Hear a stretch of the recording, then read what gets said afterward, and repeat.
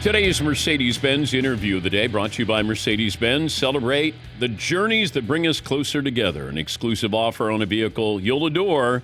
Mercedes-Benz Holiday Love Celebration. Going on now through January 2nd. Learn more at MBUSA.com/special offers. Hall of Famer. Won a Super Bowl with the Steelers, 15 seasons as head coach. Now one of the star analysts for NFL Today on CBS. He's Bill Cowher, back with us. Who do you get mistaken for on the street? For myself, actually, people don't believe it's me half the time. So it's like, but I have to ask you a question though. If I send you a bobblehead, do I make your artifacts that you have around you? Oh, so sure. would I? So I wasn't just sure because you have, almost like you have this categorized. It looks like a categorized mess. Yes. And I used to be, it's kind of like, that's why my desk used to be as well, like when I was coaching. Yeah, but how can you have a messy desk if you're the coach? You're supposed to be buttoned up. It looked messy, but it was actually categorized. I knew Okay. exactly there were some things that were prioritized more than anything else, but I had to continue to look at it because that always reminded me that there were still things to do. Yeah, I know where everything is. Now, Do you? nobody else knows where everything is, but I Right. do. Yeah. You would know if something was out of Yes. place. Yes. They mess with me sometimes. They'll move things just to see if Yeah. I'm aware, and I'm aware.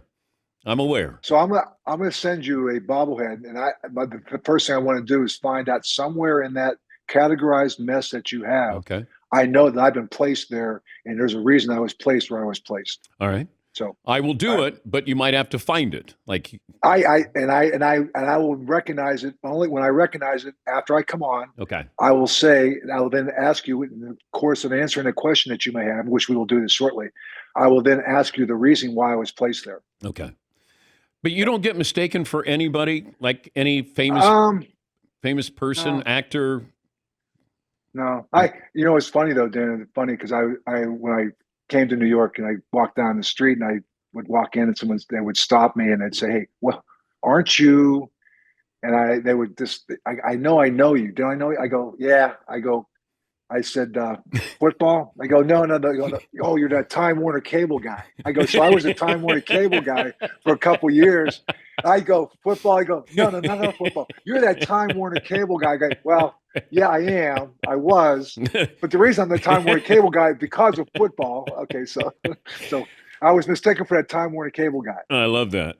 What's your philosophy on the Buccaneers at the end of the game going for Yes. 2 on the road? No, you know what?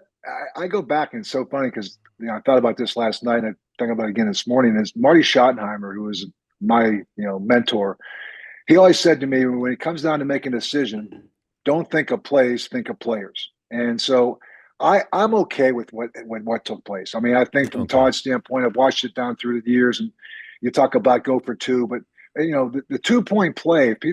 Keep in mind the success rate this year is like 31%. So it doesn't really make sense to do that. Now, I understand Patrick Mahomes being on the other side would make you think, do you want to give him a chance in overtime if you don't get the coin flip? So those things come up, and we saw Mahomes do it against the 49ers in the Super Bowl. We saw him again do it last night. But at the same time, you also have to believe in your own football team and give them a chance. Again, let the players dictate it, not your decisions. So if you had your wide receivers, who you're missing, Evans Yeah. and Godwin, would you have been more likely to then go for the 2-point conversion? No, because I think he believed in his defense as well. I think number one, let's let this thing get in overtime. And again, if I had those receivers, now we're coming down to a coin flip. And I think the biggest thing I would just say, I think you want to revisit again. I know that you let them score a touchdown. Just that having both teams have a chance to touch the ball in overtime, to me. And I know that what we have is fair. You got to play defense too, but man, if you have 2 offensive football teams that are built and going, and wouldn't you want to see them both touch the ball, even if the first one's a touchdown? So that's the only thing I would just say about that. I can't let Mahomes have the ball. I got a chance. I got to kill him. I do. I know. I hear you. You're at the 2. You may not get back down there, and I know that he's going to get back down there. I got to kill him. Can't do it. But doesn't it feel? I don't know if this feels the same way with you, Bill. They feel almost underdog-ish Like everybody's caught up in the Lions. They're scoring points. Like the Chiefs, it's like, man, they're barely getting by. They I don't, know. and they're undefeated. They're comfortable in close games. I mean, I think you look at them and think about the people they're doing this with. Travis Kelce, we all said he was getting too old. He's too slow. He's too worried about going to Taylor Swift's concerts. He had 10 catches last night. Kareem Hunt was on the street. Nobody wanted him as a running back. Uh, I mean, with Cleveland last year, you think they wouldn't want him back? And Kareem Hunt, he's been there before. DeAndre Hopkins, what did they give up for him? Like a fifth or sixth round pick? These guys were all integral parts of that. They come in and they just keep plugging it in, and they're going to get some guys back. Pacheco's going to come back at some point in this season. Andy does a masterful job. Steve Spagnuolo, I think, is one of the best defensive coordinators in the league. But they have a quarterback that is very comfortable in close games, very comfortable in the fourth quarter, and and they just continue to do it week in, week out. And they're playing on the edge, but because they're playing on the edge, they keep that edginess week in and week out. They don't get comfortable. We're talking to Bill Cowher, the Hall of Famer, Sergeant Slaughter, the wrestler. Yeah, you're right. I do get that. Yeah, you're right. Sergeant Slaughter. Yeah. I knew it was going to come to me. I knew. You're right. I did. Yes, it was. Sergeant. I have. Yes. Well, I think Sergeant Slaughter. I mean, I think God bless him. I said Sergeant Slaughter, but I think they actually said, "Aren't you Bill Cowher?" So I think we both got it both ways. So I think it was Dominic Foxworth on ESPN who said it felt like the Bills were easing up on Tua. And I don't know if you can, and Dominic's former defensive back, I don't know if you can go into a game thinking about how you're going to hit Tua Tagovailoa. Does that seem viable, real? I mean, no. I mean, but I think it's there. I mean, I think we all have a great respect for Tua with what he's done. And I think when the heat of battle comes and you get down to it, I think early on maybe that'd be the case. But the longer he plays, the more it's going to be like just like any other football game. But I could see that being in the back of your mind, and particularly when he starts running forward, he's going to go down. He's not trying to run over you. So I think at that point it's almost out of the respect for the game. And I think that's true with the way we're coaching the game with some of these guys, the quarterbacks, and they can give themselves up. And I think that you're seeing that not just with Tua, with a lot of quarterbacks. If the Chiefs play the Lions today for the Super Bowl, who would you pick? I think the Detroit Lions right now, I think they're, I think them and I mean, listen, I think the Chiefs and Baltimore. If you don't dismiss the Baltimore Ravens, and I look at them and the Lions to me as the top two teams. I know the Chiefs are right there, and the record says they are. But I think if those three teams are in a league by themselves, to be honest with you, I think Buffalo is the fourth team in that. Okay. But Detroit Lions right now, if they play the Kansas City Chiefs, I just like the Detroit Lions they're a very physical football team. I think they got the best offensive line of football. I think they got a coach who exemplifies what they're all about. I think Aaron Glenn has done a masterful job. They just got Zadarius Smith in the trade, I think this morning or yesterday, whatever. I just saw that. So they're going to get better and better. And they're a team that just wears you down, and they impose themselves on you. But again, I don't know. If it's the fourth quarter, and you got Patrick Mahomes got the ball, I'll take the Chiefs. He's morphed into the Tom Brady category. There's time on the clock. Tom has the ball. The question is, how is he going to score a touchdown or the game-winning field goal? And I think the thing that he does, I mean, he does it with his legs. He does with the extending of plays. It's the play after the play, as I know Bill Belichick talked about that before, talking about defending against him. And because there's the initial play, but then if he doesn't like it, he extends it. And he has that sixth sense with Kelce, and everybody else has a sense of where to get to open spaces, and he can see the field. His vision to the field is so unique to any other quarterback. His poise, his calmness, knowing when to take off and run, and also when to throw it. And again, you'll see him take off more in the fourth quarter of games if the game's on the line as opposed to the first three quarters. So his decision-making, feel for the game, second to none. Who was the quarterback that you'd have nightmares or you'd wake up middle of the night if you were going to face? Be honest with you, it was Peyton Manning. I mean, because it's like we had to work all week on making sure that we did not show him the defense. So we had disguise was everything because if he saw the defense before 10, we used to use the 10-second rule. We figured at 10 seconds, at that point, you can probably get into it, maybe around 9 or 8 seconds. He didn't have time to change the play. But if they snapped the ball early, we were running to spots that we had to get to because we were in a disguise mode the entire time. So, I mean, I think it led because we played him so many times. It led to Troy Polamalu feeling like he could do that against anybody. I said, no, just Peyton Manning. I said we don't have to keep doing this to everybody else. So, disguise was a big thing. But Dan, I always, as a defensive minded coach, I wanted to show you one thing and do another, and I wanted to create some indecision with you on the offensive side of the ball where all of a sudden it's not what I thought it was going to be because the pre-snap information that you give to a quarterback, particularly a good quarterback, they know where the weakness. Every defense has a weakness. And if you give a good quarterback that information before the ball snap, they'll go there every time. So he was a guy to me that like, we're paid. I mean, you can't show him anything. So you're talking about you just prepare differently against Peyton Manning than everybody else. But he knows that you're doing this. He knows you're disguising. He knows Right. what you're showing me is not what you're going to run. Which is why sometimes we showed him exactly what we were going to do. So I said, so you almost had to play that. You played that mind game with him. Like, no, you can't always disguise. Sometimes it was like play it. We used to call play it, which means show it. Because everything else we did, we had ingrained disguise, play it, just play it, show it and play it. That has to be frustrating. Here you are, defensive-minded guy. You're over there on the sidelines. You call something or something's being called, and then you watch Peyton basically tell you, I know what you're doing.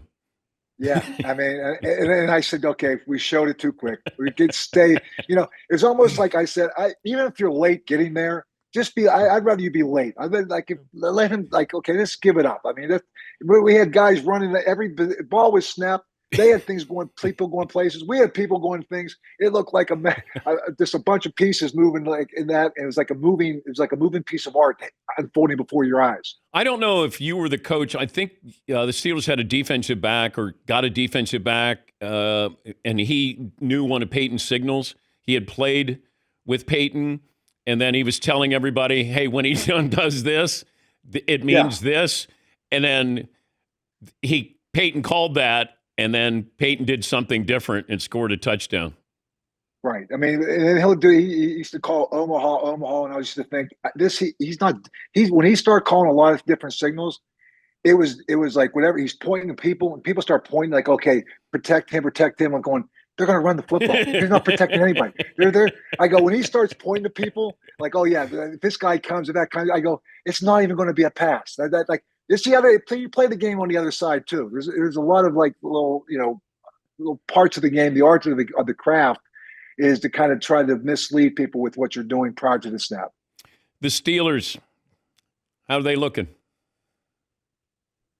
They look good. I'll tell you, this is a big game. I think when you think about them going against the Washington Commanders, both these teams, ironically, Washington with Philadelphia right on their heels.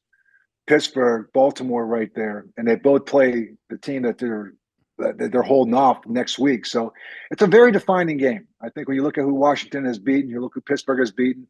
It'll be interesting to see them go against each other. Jaden Daniels, obviously, I think running away with Rookie of the Year.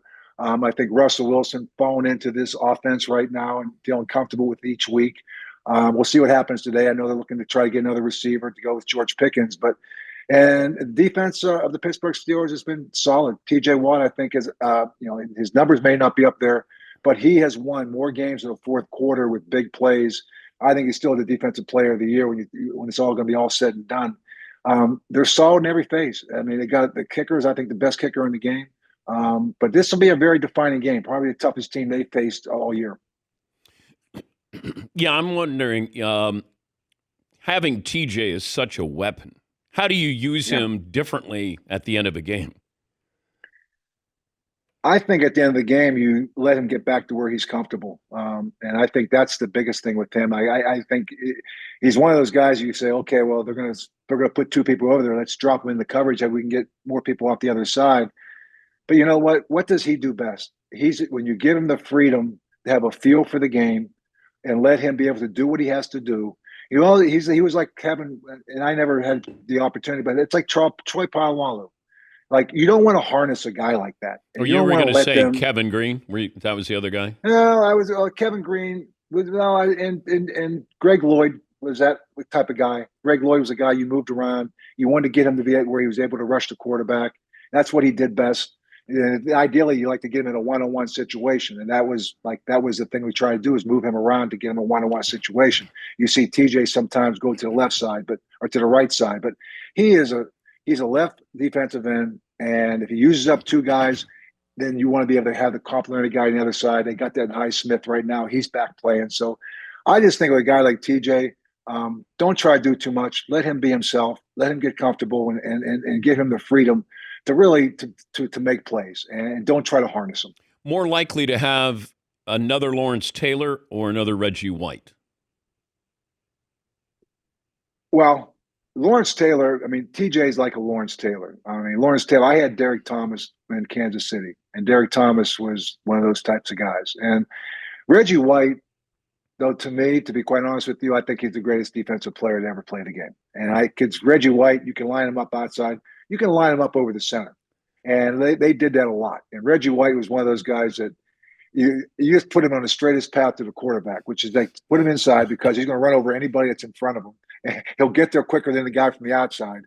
But I think Reggie White, to me, is still, like, to me, the greatest defensive player who's ever played the game. Yeah. I'm right there with you. It's just people tell stories. I got to see Lawrence Taylor and Reggie White play in person. Yeah. I've never seen somebody come off the edge like Lawrence Taylor. No, I